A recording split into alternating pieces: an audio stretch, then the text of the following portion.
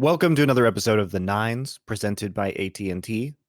This week, we're going to do something a little different. We actually can talk about the Overwatch League now in the London Spitfire because they're playing games again. I know that they weren't for a few months, and we might go into why that is. So joining me is Robin, the general manager of the London Spitfire team, who's currently in Korea. We're pre-recording this episode because he's currently in Korea. So he didn't feel like staying up until 3 a.m. to do it live. So you can blame him for that. Please tweet at him, C9Robin on Twitter, and complain that you can't ask him questions live on Twitch because he doesn't want to stay up late, which is somewhat understandable, but still disappointing to the fans. Come on, man. I got a schedule in the morning. we all do. All right. So let's talk about the Spitfire's year so far. And we can do a little bit of a recap from then up until now, maybe give some insight into from you into the Spitfire's performance and the reasons behind a lot of these kind of big roster moves to start out. Because what you're dealing with now is virtually, except for Krillin and Agape, an entirely new roster. So at the end of last year, after I would say a disappointing performance compared to the championship run in season one, especially considering you kept most of the players that were on that, all the players, in fact, that were on that roster. What was the reasoning and rationale behind the change and keeping Agape and then scooping up a bunch of players who were basically rookies into the Overwatch League? Well, coming out of season two, as you said, it was rather disappointing. I believe we ended the season on a technical seventh place because of like how the playoff format worked out.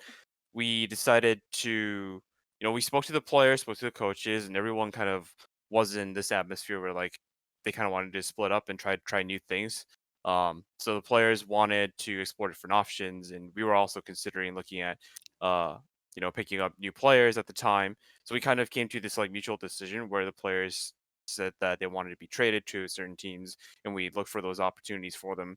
At the same time, we decided to kind of foster up this new team and try something new because, you know, along with the whole cultural shift that Cloud9 as a whole went through, we wanted to emulate that with Spitfire as well. So we then began searching for players that were, hungry, had a lot of potential, and were willing to, work more as a unit. And can you describe the cultural shift for Cloud9 for those people who might be watching who are not familiar with it, who haven't seen some of the interviews I've done with like Jack, for example? hmm Sure. So basically, the cultural shift is, how do I say this in a succinct way? We Cloud9 as a whole decided to go ahead and change the dynamic with which like the players work together too in order to achieve what we consider to be something great. Um, and we decided to gather new players rather over across like the entirety of CNA. As everyone knows, CS:GO changed rosters, League of Legends changed rosters, Spitfire changed rosters to players that are more hungry and more willing to work as a unit and as a team rather than looking for individual success. Not that individual success is ever bad, but we wanted to make sure that everyone was in like the right mindset of being like super hungry and um, always searching for greatness, like as like a unit, as a team, sort of. Am I explaining And this well? Maybe yes. not. Yeah, no.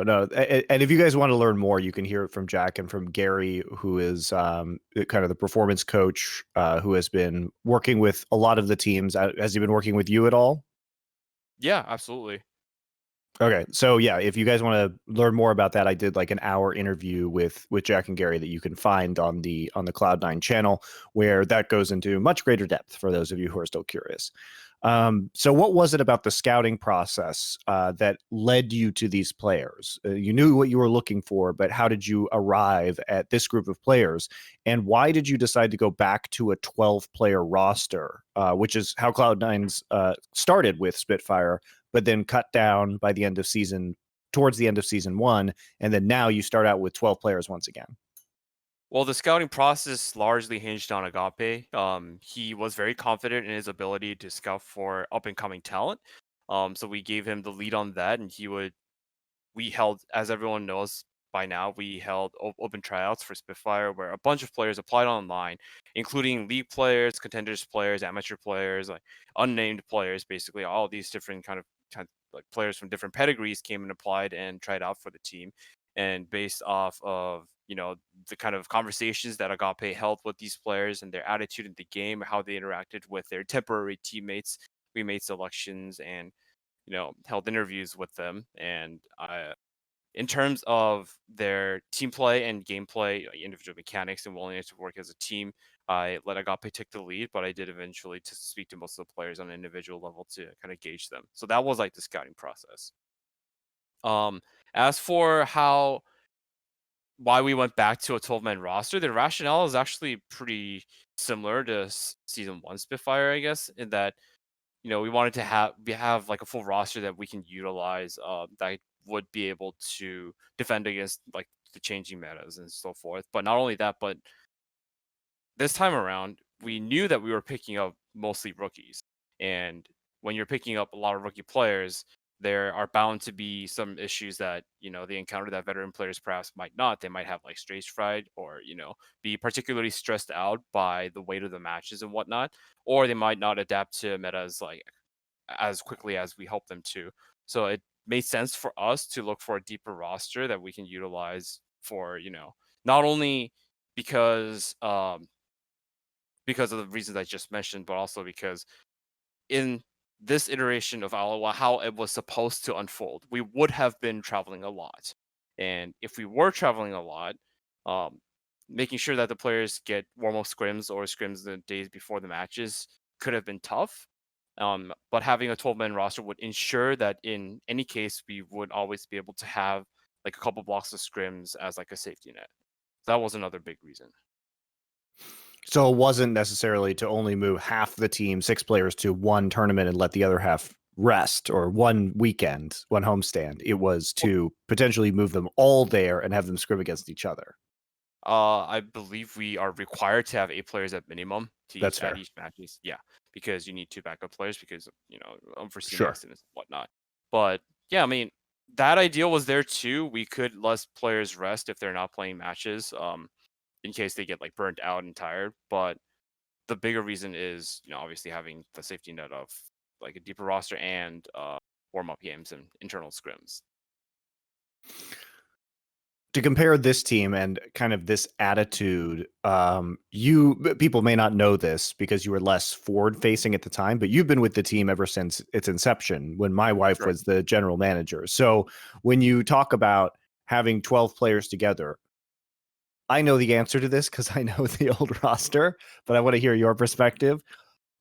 Why does this 12-player roster work while the other 12-player roster didn't work? Well, I think the biggest reason is that the previous 12-man roster kind of came with their own identities sort of already formed, right? They already belonged to a certain team. While the Condu team, while they weren't, they didn't come over as a whole, we added Fury and Nuts to the mix. They kind of had their own egos and they had played as a team a lot already. And so did GC Busan. So I think the melding of the two rosters actually was really challenging for the coaching staff to achieve, and myself included, like making sure the players built with each other, even despite the fact that they were competitors. They played against each other, and now we have this like massive team that needs to work completely together without egos to win this team-based game as a whole, as a unit, and that was incredibly difficult. Whereas this time around, um, as I mentioned, the cultural shift, we formed a completely new full 12-man roster together, and all of these players were incredibly hungry. They had great attitude coming into the season, that they still do, but you see where I'm getting at. So because of that, it was much easier to formulate um, a working team dynamic from the get-go. That makes a lot of sense. And would you say that that's still been successful for the most part as you are now in Korea after bouncing around? There has been some issues here and there, but I think overall it has been pretty successful. I will say this though, the thing is, when you have a roster of 12 players and 4 coaches and 2 managers, that's like 18 individuals, right? When you have a group of 18 individuals, you're bound to have issues here and there. That's just like something really natural. It happens at the workplace, happens at school, it happens like on the subway and the bus, happens everywhere. But I think we've been doing a pretty good job collectively as a whole working through our differences. One of the other big changes that you made during the offseason was that you added a pretty famous coach as an assistant coach in Povain from the NYXL, who had been the head coach over there for 2 years and had been coaching teams in Korea before that. Why did you add Povain, and why did Povain come to Spitfire even though he's normally been a head coach throughout his career? I think Povain, because of his ups and downs with the NYXL, as you know, they have won maybe I think 3 stage titles in total, season 1 and season 2 combined. But they have not really had playoff success, and I think that kind of put a dent in his confidence at the time. And he was actually the one that came to us and wanted to join us as an assistant coach. And he said, "Look, I want to still continue coaching, but I don't really want to take up the responsibility of a head coach yet." And him and Agape have worked together in the past, so um, yeah, that's basically how it happened. So the thought process here is that if you can combine Pavain's regular season success and his playoff failures with Spitfire's regular season failures and playoff success, you can combine into one fully successful team, right? Theoretically, yes. Okay, it makes sense to me. It makes sense. Let's talk about this year because it's obviously been incredibly crazy with the pandemic and all of the changes to the Overwatch League and its structure. But first off, what was happening at the start of this year? Because it's kind of a global saga, and I know you've been moving around with the team quite a bit over the past few months. So when the season started and you thought you were going to have the homestands, what was the original plan for the Spitfire and how you guys were going to be competing? Well, we were going to be based in New Jersey for the vast majority of the year because our games were all on the East Coast, right? It doesn't make sense to be based out of London because A, scrims and pings, B, way too much travel. And then there's like all the residual stress that comes with the traveling. So we had And there decided was only to, going to be 4 European homestands, period. yes, two And London, one and you're Paris. only, yeah, 2 London, 2 Paris, and you were only going to be like, what, it's only 5 hours between New York and Yeah. London, basically. So makes Yeah, sense. so it made a lot more sense for us to be based in the East Coast. We had no games in the West Coast, I believe. We had a couple in Texas. That's as far west in the United States as we went. And then I believe there was like a 2 month period where we would be playing games primarily out of Asia, Korea, and China. So we were going to be using the facility that we're using right now here in Korea. Is that the same facility as the League of Legends team? Yes. Okay. Okay. And So then all that was essentially the plan. We will bounce back and forth. When we have to go to Europe, we would go to Europe, but we would primarily be based in the East Coast because it made sense in so many different ways. And then we would be based in Korea for the time that we would be going back and forth to China. Yeah, and for those of you who don't know, when I ask about the League of Legends facility, the Cloud9 has a permanent kind of boot camp facility in Korea that they use during the off seasons to train the League of Legends team, and now for the Spitfire while they are in Korea. So the pandemic starts, and you guys have only played what, 3, 4 matches at this time in For February? homestands that I can count, yeah. Yeah. So in February, and then we just don't see you guys playing for months at a time, right? And obviously not your fault. What was going on during this time when it comes to your decision making and moving the team? Well, okay, so the last homestand we attended, I believe, was Houston. We went to Houston, came back, and we were preparing to go to Florida. And just a few days before the Florida homestand, this was mid-March, I believe. The Florida homestand would have, no, it was early March. My apologies, because the London homestand was late March. We had a week off before that, so we would have been playing in Florida, came back to New Jersey, and take a week off, and then we would head out to London. And then we stayed there for the whole week because we'd have to adjust for jet lag to play our matches in front of the home crowd. Now, I 2 3 days before the Florida homestand, we get news that it got canceled.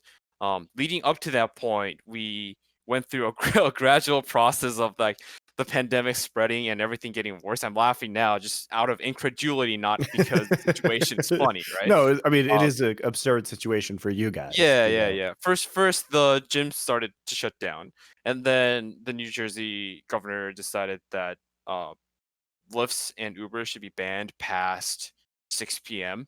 8 a.m. to 6 p.m. would be the only times they would operate. And then, Okay. the facility that we were using also shut down. It was this big internet cafe kind of deal that held Helix Esports. Actually, they were great in they were great at accommodating us while we were there. They held like Smash tournaments, Mortal Kombat tournaments, or like Fortnite. They hosted like a lot of games and stuff. But we had a private room in this venue, this like Mhm. massive internet cafe. But they had to close down public access, and they had to get separate permission to make sure they could stay open for just for us to use. And then New Jersey started to shut everything down past 8 p.m. Like everything, right? So we couldn't even practice because the city required that we stay at home, and we wouldn't even be able to get home because it was a 10-minute Uber ride. It's not really walkable distance. Um, so in that situation, we were just considering what the hell do we do? And Jack says, "Look, I'm just gonna send them all to Korea." I'm like, okay, that's probably the right call because at that point in time, I think Korea had already experienced like 2 surges of COVID, and everyone's like freaking out. They didn't really have a toilet paper crisis, but they did have like a mask crisis and everything. Upon entry, you get tested immediately. They take your temperature. And if you exhibit signs, if you test positive to COVID, they put you at a separate facility. Um, they had all these measures in place, and they were at the time doing a really good job of settling down the pandemic from spreading, right?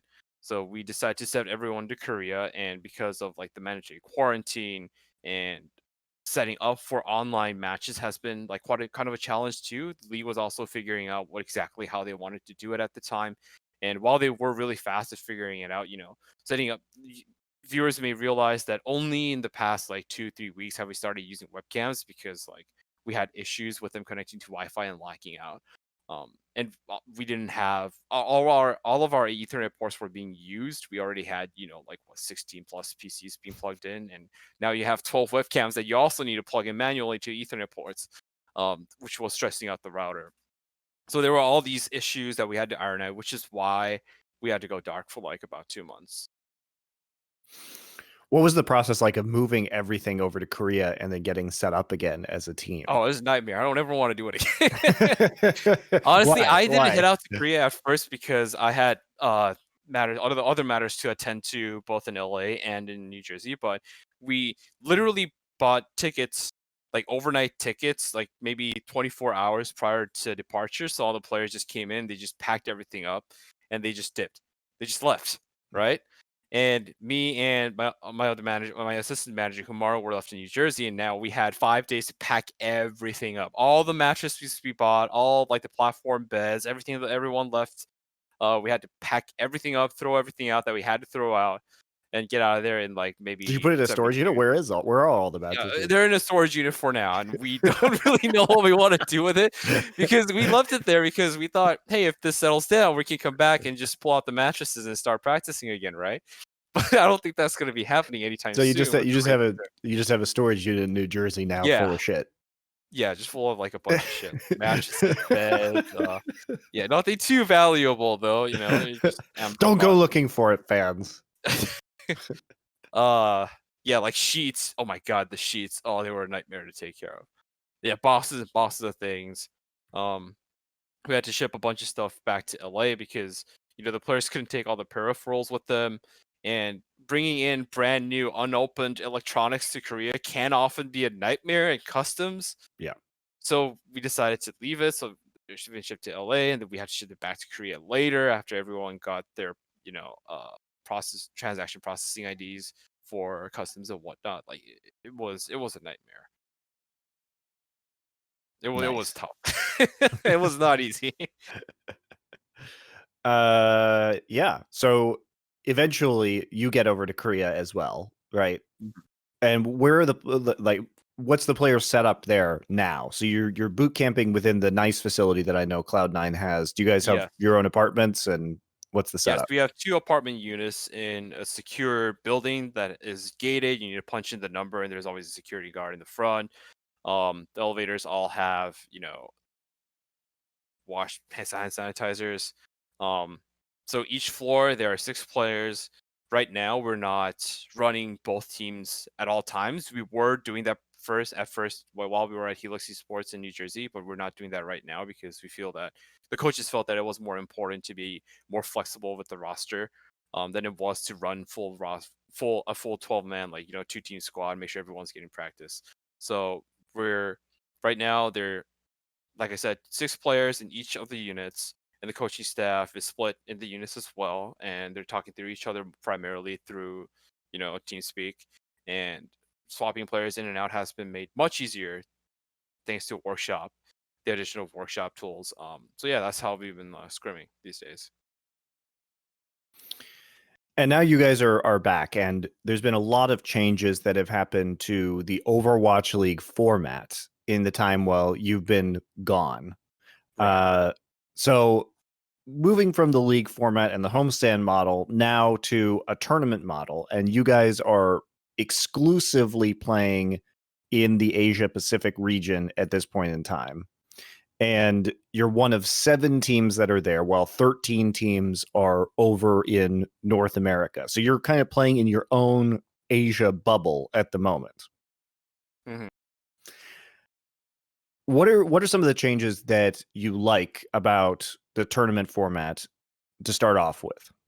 Well, I think the tournament format is a lot more fun to watch to begin with. It's a lot Who more could have engaging. known? Who could have known that, Ryan? I don't know. Who possibly could have known that that would have been true. Yeah, Anyway, continue. especially Enough about me. especially. Oh, let's not get into your beefs with Look, man, Overwatch. Yeah, don't worry. it's a curse. It's a curse. I'm just always right. You Yeah. know, it's a curse. It's a curse. Anyway, Yeah. continue. I think it's especially important that the league has been hosting these sort of tournament events during the online play era, sort of, because it not only engages the fans more, but it also helps the players feel more like it's not just a routine and they're actually participating in a competitive environment. Not to say that our weekly matches aren't competitive, but when you are putting things on the line, like money on the line, or win points on the line like that, they are pressured more. And I think that's one of the things I was hoping this roster would learn from those homestand matches was stand up to pressure. And I think they did. If you watched that Washington game and the Houston game, where we basically won toe-to-toe games in front of the home crowd and did silence them 2 times in a row. It was great to watch. But like that kind of stepping up to the pressure ability was something that I was hoping the rookies to learn. Um, and I think that the tournament format has been helping us in that regard, although we haven't really had the best showing so far in the tournaments. Well, I think Spitfire kind of got uniquely screwed in this whole Oh yeah. shifting around Oh yeah. because you guys were going to have a long regular season where you slowly built up your rookies in terms of playing under pressure and skill and competing at this level of competition. You guys only got a few matches, and then you had no practice or no actual stage games for months, and then you come Yeah. back and are thrown right back into it. So you've had fewer games than many other teams as a result of that when you actually needed more. So Mhm. I think Yeah, it's like probably not I been have great. used an analogy that I think you can very much appreciate when I spoke to my players about this recently, was that it's like you had a baby, right? Not talking about you, someone had a baby, and the baby is supposed to start with like breast milk and formula, and then you move on to mush foods like baby Mhm. foods, and then you can start feeding the baby like porridge and whatnot. I don't know. I've never raised a child. I don't know what babies eat, but you can't just give a baby a tomahawk steak from day one. That's not how Well, it you could. works, It just right? wouldn't be very effective. You can't feed an infant a steak, Machi. They don't Sounds even like a have feet. challenge. Sounds like a challenge. Luckily, I can Right. conduct this experiment. But my host for this team was that they would play against teams that are considered quote unquote on the lower half of the bracket and learn not only like stage experience by beating these teams, but also a valuable experience in terms of confidence. Given that these players, a lot of them are rookies, they need to, in my opinion, they needed to be able to learn how to seize that victory. Does that make sense? Like in clutch moments, you don't just play scared. You go for it because you know this is the right play, regardless of whether everything's on the line or not. That basically, I wanted to grow their balls, right? By playing against these Yes. weaker teams and farming some wins here and there. I wanted for them to grow the size of their balls, but because we're in Asia, and I think a lot of people share the same opinions as me when I say that the 7 teams in Asia are much stronger than most of the 13 teams in Yes. North America. Um, Therefore, it's going back to the analogy I was talking about. It's like, giving a baby, like a month or 2 month old baby that's barely teething, a tomahawk steak. You know, You that's didn't like even one of mash the it things up first for him. I mean, yeah, it's just like stop. You don't even slice it for it. It's just like, hey, you know, go on. the mashed tomahawk steak is like the Boston Uprising, right? But you just gave him like the medium rare, just straight on the table, right? Which is like the Shanghai Yeah. Dragons. You can't have that. Can't have Well, the Shanghai Dragons are like uncooked slabs of steak that you need to prepare it first. that. That's true. Takes an That's it. additional Okay, couple that's good. We're getting somewhere with this baby and steak analogy. weeks. Didn't know Yeah. this is where we were going starting this show, but it's pretty funny. So we'll go with it. Uh, all right. Let's take a little bit of a break right now, everybody, to get the countdown, or not the countdown, the roundup, excuse me, rolling, so you guys can catch up on all the C9 news for the week, and we'll do that and come back with some more discussion about the May tournament. Howdy there, buckaroos and buckarettes, and welcome to another edition of the Cloud9 Roundup, your source for your weekly Cloud9 news here on the Nines, presented by AT&T. Well, it was rough riding this past weekend for the LCS team once again. But don't worry, they went 1-1, 50%, so it ain't the end of the world. But they did take their second loss of the summer split, and that is one more loss than they had in the entirety of the spring split regular season. They may have lost versus Evil Geniuses, but they bounced back the very next day up against FlyQuest, looking strong as ever. Hopefully, the bad days are behind them and they can move forward with their summer split, not losing any more games. Speaking of not losing games, you know who didn't lose any League of Legends games this last weekend was the Cloud9 Academy team. They took out FlyQuest Academy and Evil Geniuses Academy on the road to a second straight title if they can make it through these summer split playoffs. Good luck to both the Academy and LCS rosters. Now I know y'all been hankering for some high-quality teamfight tactics competition in Cloud9. Well, they've been delivering here on this very channel. It's time to catch the playoffs, and if you want to see the semifinals of the Cloud9 NA Nebula qualifiers that are going to send people to those World Championships for TFT, you're going to want to tune in this week, so go ahead and hit follow on the Cloud9 Twitch. My old partner Doa and my friend Frodan will be bringing you the cast out of the fancy new Cloud9 studio, so don't miss out. In PUBG Mobile news, C9's PUBG Mobile team ended Day 5 of the PMWL West in first place with 213 points. Congrats on a good week, PUBG Mobile.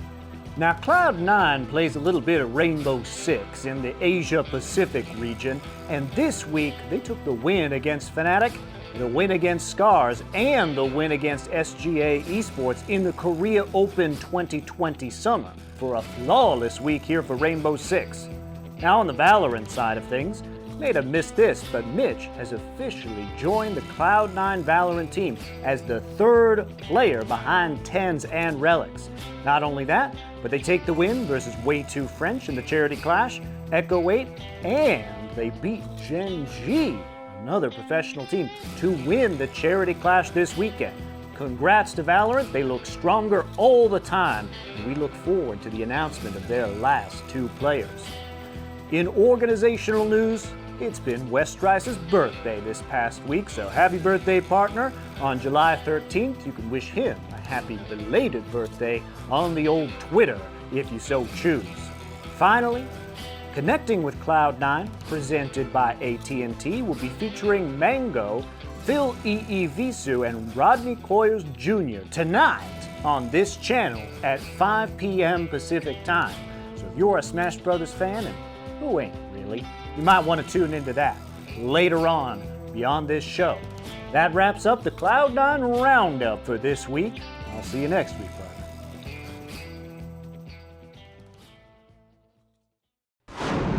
Welcome back. I hope you enjoyed the roundup. We're going to do a little bit of a Puma giveaway now. This is pre-recorded, so I'm not going to be able to tell you who wins the Puma giveaway because I haven't actually refined my psychic abilities to that point yet. We're getting there, though. However, if you are in North America, unlike British Spitfire fans, and you're 18 and older, unlike many British Spitfire fans, then if you are both of these things, you can type hashtag Puma in chat, and then you have a chance to win a Puma gift card.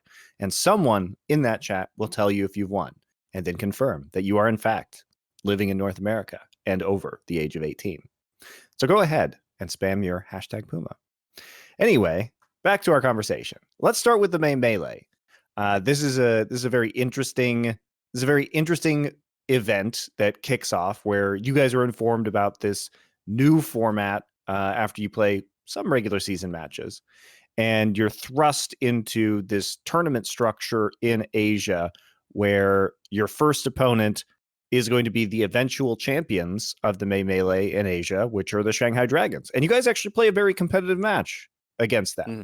So what was it like to have to face the Dragons in the first round, and what were your expectations coming in? I was actually not in Korea for the May Melee, unfortunately. Oh, But yeah, but your players were. yeah, my players were, Humaro was, but it was heartbreaking for me because I stood up very late to watch the game go to last map. Very close. But I think the players did pretty well in that game. I mean, obviously the Shanghai Dragons won, and I don't think any other team gave him as much trouble as we did. I think maybe Seoul might have. Seoul played him in 7 games in the final. Yeah. It was a tough match, tough loss for us, but Shanghai Dragons, like, since maybe a couple of weeks before that, have been showing signs that they are probably the best team in the Asian region, in the APAC region. So, arguably in the world also. Yes. So given that we were lower in the standing, we had no choice in our opponents. Like, what can you do at that point? You get picked. You just gotta play against the cards that have been given to you. What was the kind of attitude of the team after the May Melee tournament, and what were some of the changes that you felt you needed to make moving forward for the rest of the season? So I think this team, especially since they've come to Korea, they've had to face a lot of losses. And one of the things that I find most admirable, respectable about this team is that even though, like, despite their losses, I don't think I've ever seen them completely shattered or, like, demotivated from the fact that they've lost. They're usually more fired up after every loss, because they know what they did wrong. They know their weaknesses. They know what they need to show up for the next games. Yeah, I think especially after the Shanghai match, everyone was really disappointed, obviously, because it went to 7 maps, but they saw a lot of hope in themselves. I think, given that they are these rookie players, and they went against big name players like Flutter and did really, really well. So yeah, I think the attitude was more wistful positivity than anything else. Did you make any adjustments within the team or set any goals for yourself when you moved into the June tournament? For the June tournament, I think. Hang on. Yeah, not much has changed, I think, in terms of how we approach the games, because Agape has always been really, really adamant about the players learning the basics, right? Because if you don't have your fundamentals in this, like, sort of team game, like, making sure your Widow can get sightline, or make sure your tanks get the support when they jump in, then you won't be able to find long-term success. So we have been using generally the entire regular season to improve those things, and gel the players together in terms of teamwork, because I don't think any of our players honestly lack in terms of mechanical ability, right? They're all pretty good. If you look at individual replays, they're pretty good. Glister, as everyone knows, is amazing. Sanguinar has had multiple insane boosts. Like JMAG, people have been talking a lot of shit about him recently, but I don't necessarily think a lot of a lot of the flack he's been getting is justified. So we've been looking to work more on those, and I think particularly for the June tournament, I don't think there's anything different that we did in terms of like prep and strategy. We did our usual. Let's make sure we get this and this. They're probably going to use this comp. We need to be prepared against this, because in Overwatch, being prepared for what you think your opposing team is going to be using is like half the prep you can do, right? Sure. Yeah. We get into June, and you guys go 2-2 in the pre-tournament match, which puts you in 4th place overall for June. Were you happy with those results, considering the kind of still new nature of the team, or do you think you could have done better? I mean, I thought we did pretty well considering our opponents. I think that's inclusive of the 3-0 match that we went against Hangzhou, right? Yes. I believe it is. Yes. So I thought we had a pretty good showing. Obviously, our tournament showing was not very good. We definitely could have done better against Seoul Dynasty, especially considering they have so many poor players. And the rivalry also, match. actually, given that we have a lot of their former academy players, contenders players and below, the players really wanted to win. I actually spoke to some of the former Spitfire players, most of them after we lost to them. I was like, hey, good job, guys. I thought we would do a better job. And our players were playing against Seoul Dynasty with a mindset of like we want to beat Seoul, not like those individual players. And it turns out like they had like a similar mindset. Bidosin in particular was like super happy that they won against us. If anyone knows that makes him, sense like, for Bidosin. Yeah, he's a really goofy person, like really funny guy. And he told me like I wasn't really playing against like your players, I was playing against you and Jack and Agape. It's basically what he was saying.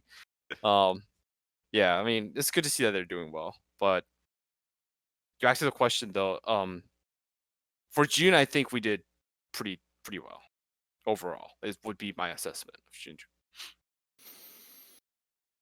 Now we're into July, and you guys have played one match that you lost against the Guangzhou Charge, and your next match is up against the Shanghai Dragons, which will also be probably very difficult. So when does this stop, Monty? Yeah, can we get some formula here, please? That's right. Where are the terrible North American teams when you need them in order to win? But this is something that you guys are going to have to face for the rest of this month. Given the 2 tournaments that have already happened, and given the level of competition in Asia, what are your goals now as a team? What would you consider a successful season now that we're kind of winding things up and heading into playoffs? I think recalling back to a lot of the interviews that our players did towards the earlier parts of the season, I recall a lot of the players saying that, of course, our victories our goals are to become the champions of the season. Like my goal personally is to become MVP. I want our team to win the season in its entirety. But frankly speaking, I don't really think winning this season in particular has been the goal, both for me or for Agape. I mean, sure, everyone wants to win the championship, but our idea behind, as I mentioned earlier in one of your first questions, our whole idea, our paradigm behind this team is we wanted to create this team that pushes itself. All the players are pushing each other to become better, and they're sort of like sharpening each other, grinding each other out, so that we become an incredible tool that can be used for any situation to achieve victory, no matter the meta or the circumstances, right? So I think long-term the phrase "sharpening each other to become an incredible tool" sounds like an anime quote. Okay. It sounds like we're in a shonen I anime. haven't spoken English to an English-speaking adult in weeks, Monty. Okay, my English has definitely depreciated a little bit. Cut me a little bit of slack here. Like if my sister were here, I am cutting you slack. I think it sounds great. I think it's very inspirational. Okay, well, hearing it back, it sounded terrible in my head. I was like sharpening each other. No, I think it makes sense, and okay. I love the anime direction that London Spitfire is going. Anyway, continue. Yeah, so I mean, the anime protagonists never win the first arc. right? It takes them like 2-3 arcs because they gotta sell merch, they gotta push out the anime, they have to catch up to the manga and create filler arcs, Anyway, going back, Is this the filler arc between the championship and I the guess that next would be the off championship? season, right? The off season would be the filler arc. The ultimate filler arc would be the off season. Okay. But yeah, our long-term goal has always been to create a team where everyone's always improving together as a unit. So yeah, I think we are definitely approaching that goal. We're not. I wouldn't say we're quite at the state where everyone is exactly where we want them to be, in terms of either mindset or in terms of skill level. But that's the thing, right? Because we haven't handed so many losses. Like, even though, like I said, the team as a whole didn't really have a big mental boom. You can't discount the losses, right? The losses get to you eventually. Like, you feel like you've carried a particular game or you did really well, but you fell short. I think the recent Guangzhou game is actually a pretty good example of this. If you go watch the games, we didn't really get washed by Guangzhou at all, right? The people are saying things like, oh, JMac through and whatnot. But if you go really watch the games carefully, that's not exactly what happened. We did give them a lot of trouble on most of the maps, even though the scoreline is 3-1. I think all 4 maps were totally winnable on our end. They just need that little oomph that I was talking about, right? So that will be the next step, because so far we've been doing a pretty good job of evolving and becoming educated as a team. But because of the lack of stage experience, because of the lack of all these other things, because of pomp and circumstance, we haven't been able to give them that boost, that steroid that this team needs, the catalyst that this team needs in order to have that explosive growth. I think that's the next step that we're looking at, is to make sure that we can achieve that.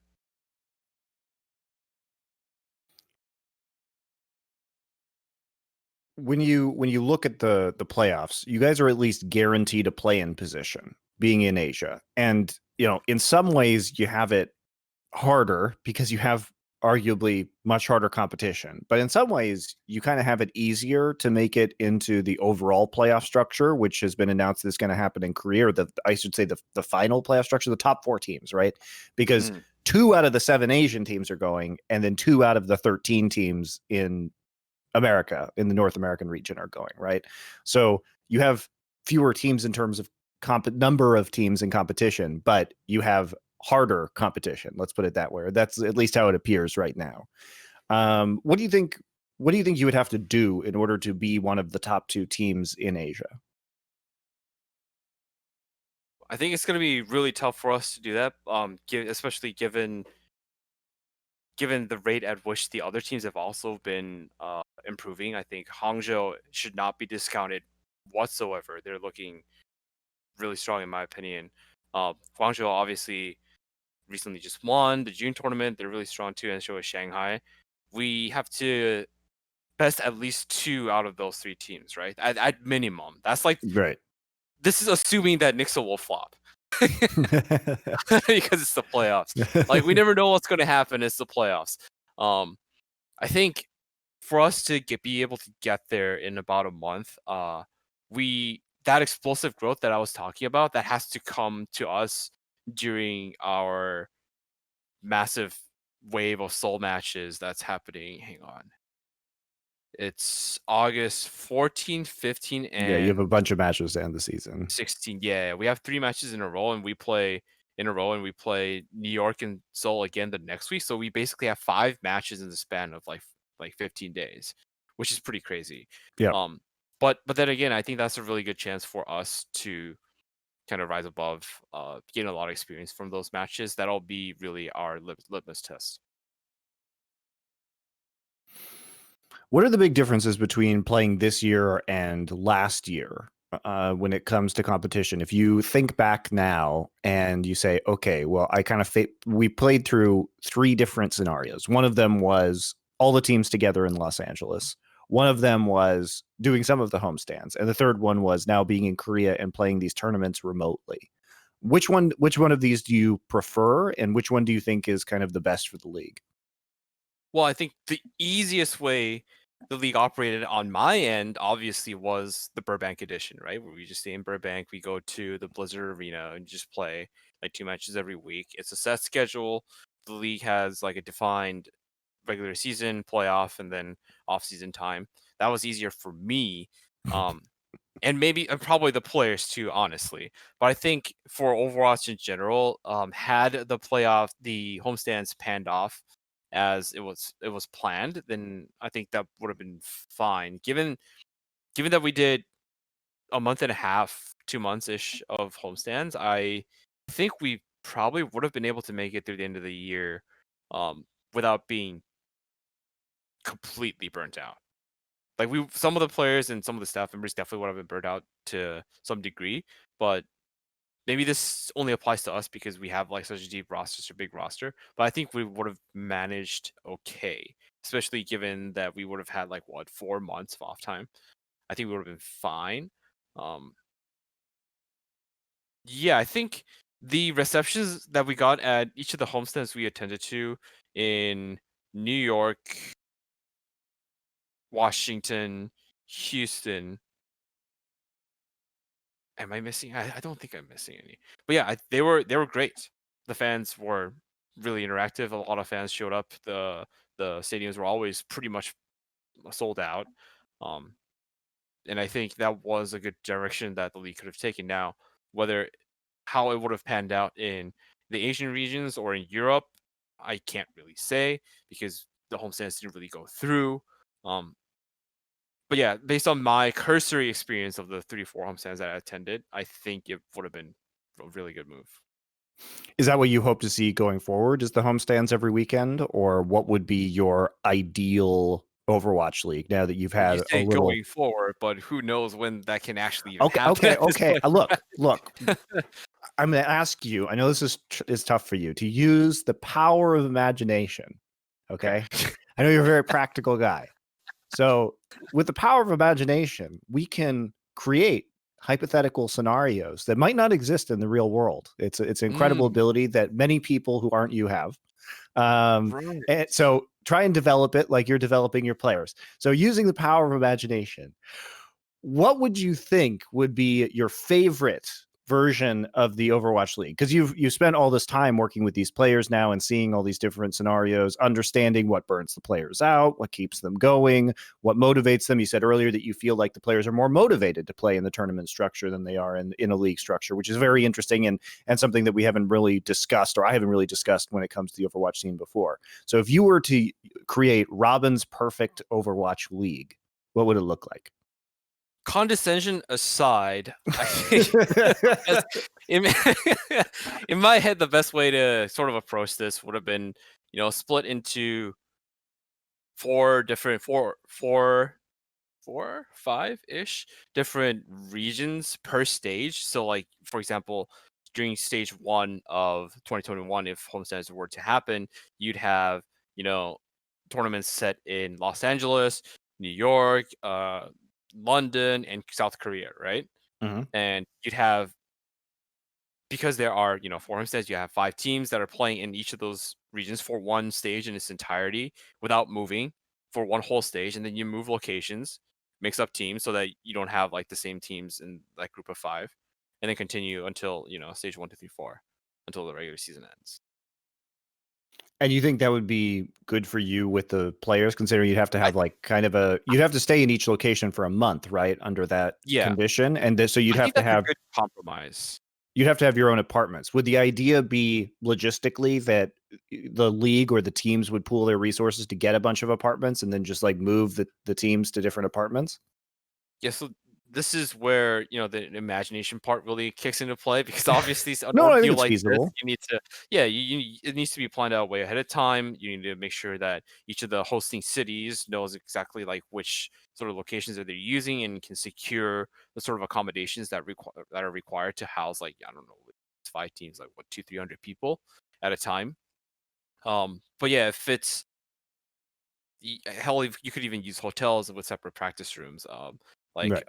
Riot has done multiple times with Worlds. Like you use one of the conference rooms as like a scrim room with Sure. like separate internet setups and stuff. It'll be costly, but it'll be doable. I think that's a good compromise between like, the players having to travel every weekend to every location and the fans wanting to see their teams and the players that they root for play at in their cities, because you would have essentially 4 stages in 4 different locations at 16 different cities that you'll cover out of a year, right? And then if you choose different locations for the playoffs and choose 2 locations for that, that's another 2, so that's 18. So only 2 underrepresented cities per season.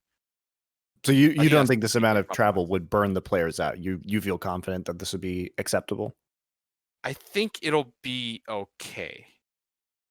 I think it'll be acceptable. Maybe make the stages like a little bit shorter, jam the matches a little bit more, like tightly packed, and give them like a week off or 2.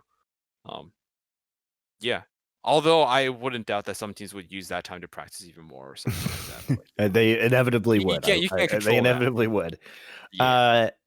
Let's wrap things up on this episode by talking about doing stuff in the UK, because it's it's been tough, I think, for the Spitfire fans, because there haven't been any events really in Europe so far, and they haven't had much of a chance to interact with the team outside of the tour of the UK that you guys did after your championship win in season 1. And I know you and a lot of the fans were also looking forward to having those homestand matches that unfortunately, due to global situation, ended up being canceled. So what do you want to do in terms of better UK integration in the future? Obviously, you were going to try and do that this year before, a situation outside of your control happened. In the short run, we are immediately in the steps of planning things like a little bit more interactive post-game activities, like, for example, streaming a little Q&A session with the fans after each match, for like an interview with like a host that's based in the UK, things like that. Hosting Q&As through, social media. We're planning those sort of things. Obviously, now that I'm in Korea, I'm also able to provide live updates and photos, not only from phones, from also my camera, to our social media team and our content team, so they can make use of those. I think in the long run, we just need to push through with what we were going to do in the UK, in London, for Spitfire fans to begin with, because I think we were doing a really good job of preparing what to do and like how to run the events and signing people, making sure that we had all the assets and all the giveaway stuff and the tickets and whatnot. It's just really sucks because Yeah. we've been working on this. Like, I know I haven't worked on the events directly myself. I had some input here and there and given some email back and forth, but I would, I'll be damned if I say that I cannot take credit for any of the actual event planning that went on. Emily and May did most of that stuff from our end, but it was devastating because we've been working on this for so long, and it was going to be awesome, but it got completely shut down just weeks ahead of time.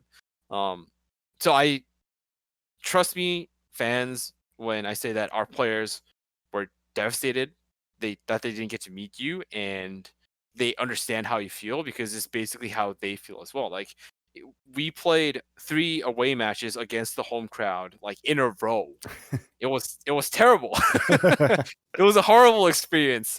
Like, when we were playing against Washington that last map and they hit that massive shatter, the crowd went insane. I was in that crowd watching the game. I thought we were going to lose, and then the crowd went dead silent after we won. Like, nobody was saying anything. But I can only imagine being the player on that spot. This is like their second or third match, and the crowd is ecstatic because you just missed a shatter, or you got hit by a shatter, or you just died, right?